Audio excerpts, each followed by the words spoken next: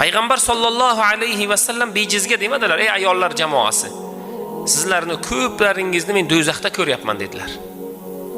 Nega?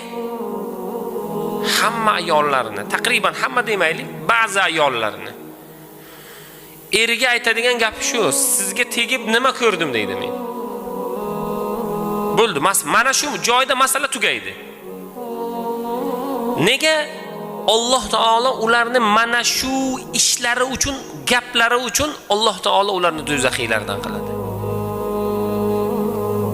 Unga tekkanidan keyin nima bo'ldi? Farzandli bo'ldi.